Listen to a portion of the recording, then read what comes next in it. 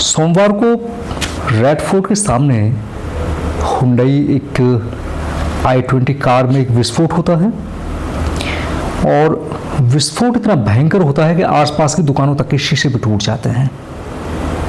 ये red fort के सामने मेट्रो स्टेशन के गेट नंबर 1 के सामने हुआ।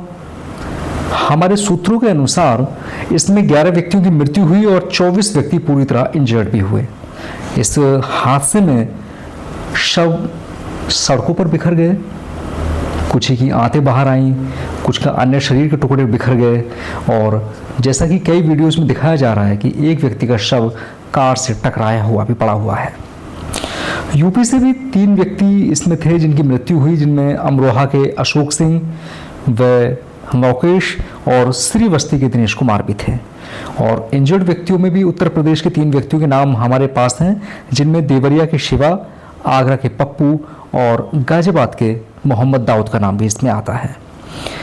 रेड फोर्ट के मेट्रो स्टेशन गेट नंबर 1 में हुंडई की i20 कार बहुत धीमी रफ्तार से आगे बढ़ती है। इसमें 3 व्यक्ति सवार थे और तकरीबन 6:52 शाम के समय कार के पीछे के हिस्से में अचानक एक भयंकर विस्फोट होता है।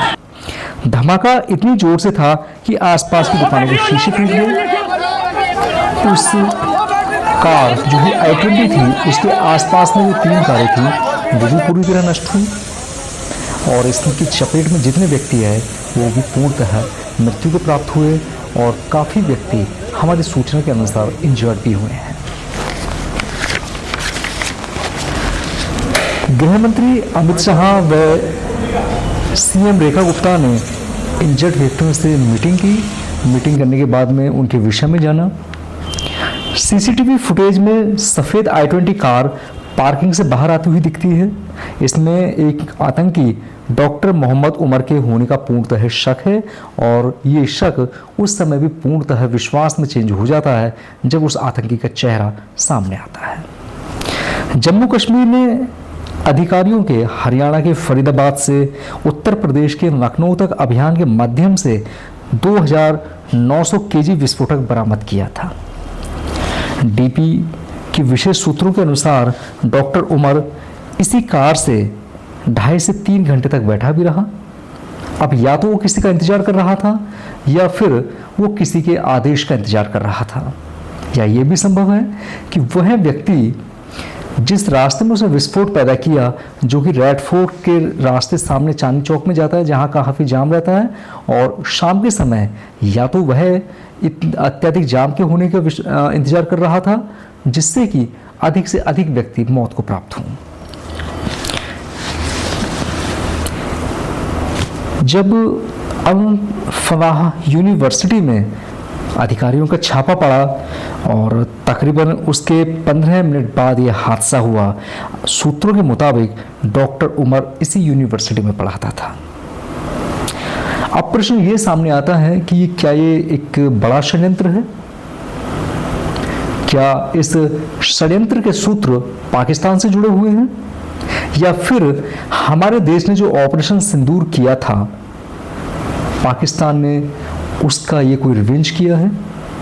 क्योंकि जितनी मात्रा में RDX बरामद की गई है और इनके इरादों को धराशायी किया गया है, उस आधार पर तो यही संभावना व्यक्त की जा सकती है कि भविष्य में ये कोई बड़ा आतंक का कदम उठाना चाहते हैं। जब हमारे देश में ऑपरेशन सिंदूर किया गया था तो अगर हमें याद हो तो तैयबा के डिप्यूटी चीफ कसूरी ने हमारे देश के प्रधानमंत्री मोदी जी को चेतावनी दी थी कि ऑपरेशन सिंदूर का खामियाजा हिंदुस्तान को अवश्य भुगतना पड़ेगा।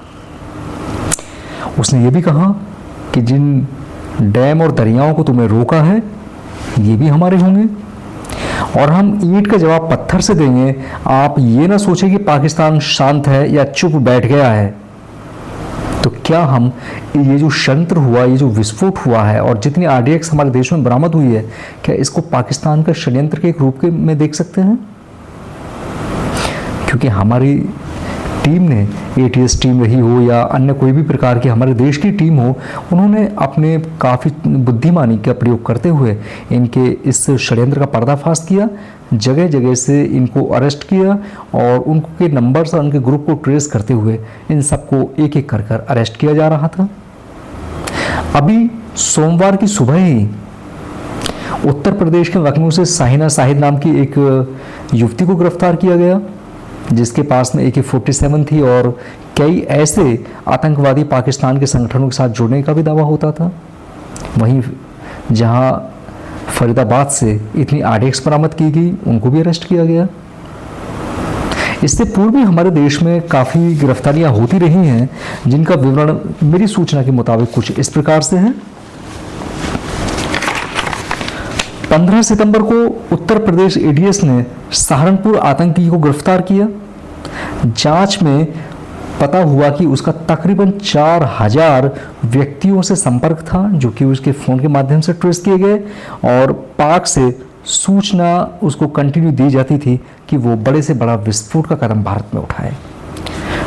और पाकिस्तान के कश्मीर में ISI, जमात ई इस्लामी व हिजबुल मुजाहिदीन के बड़े अधिकारियों ने एक मीटिंग भी की और इस मीटिंग का मकसद सिर्फ एक ही था कि भारत में अटैक ज़्यादा से ज़्यादा किया जाए, भारत की शांति को भंग किया जाए और जितना हो वहाँ के निर्दोष व्यक्तियों को मौत के घाट उतारा जाए। 8 नवंबर को गुजरात से डॉक्टर हमद मोहिउद्दीन को हथियार व अन्य विस्फोटक पदार्थों के साथ गिरफ्तार किया गया।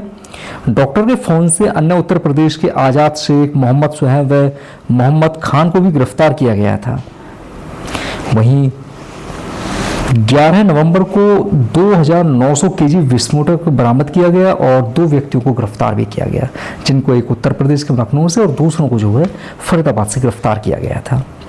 19 अक्टूबर को श्रीनगर में जैसे मोहम्मद के पोस्टर भी दिखे, वह पता हुआ कि कुछ वहां के प्रतिष्ठित व्यक्ति इनके साथ हैं और जब उस ग्रुप को ट्रेस किया गया तो फरीदाबाद व उत्तर प्रदेश से इन 2 व्यक्तियों की गिरफ्तारी सोमवार को की गई, जिसके बाद में शाम को ही विस्फोट भी हुआ। और यदि हम रिटायर्ड जनरल डॉन राज की बात कहें तो उन्होंने कहा कि मानो या ना मानो, मैं पूरे अनुभव और विश्वास के आधार पर कहता हूं कि असीम मुनीर ने भारत को इस प्रकार का षड्यंत्र करके ऑपरेशन सिंदूर का रिवेंज किया है। विस्फोट के बाद हमारे देश में काफ़ी एजेंसियां सक्रिय हो गई हैं और हमारे देश के विभिन्न स्टेट के CMO ने सभी को आदेश पारित कर दिए हैं कि जांच को बढ़ा दिया जाए, पूरी तरह सक्रिय रहें। इसमें जो ऐसे प्रदेश हैं जहां इस प्रकार की संभावना व्यक्त की जा सकती है, उनमें NCR, हरियाणा, पंजाब, उत्तर प्रदेश, बिहार, महाराष्ट्र, मध्य प्रदेश, राजस्थान, उत्तराखंड, गुजरात, छत्तीसगढ़, मुंबई और अन्य वो धार्मिक स्थान जहां पर ये संभावना व्यक्त की जा सकती है कि वहां पर आतंकवादी अधिक से अधिक व्यक्तियों को नुकसान पहुंचाने का कार्य कर सकते हैं, वहां पर सभी सुरक्षाओं को बढ़ा दिया गया है। कि क्या पाकिस्तान भारत में फिर से आतंक गिरना चाहता है? यहाँ के निर्दोष व्यक्तियों को 26/11 की ही तरह फिर से मरवाना चाहता है?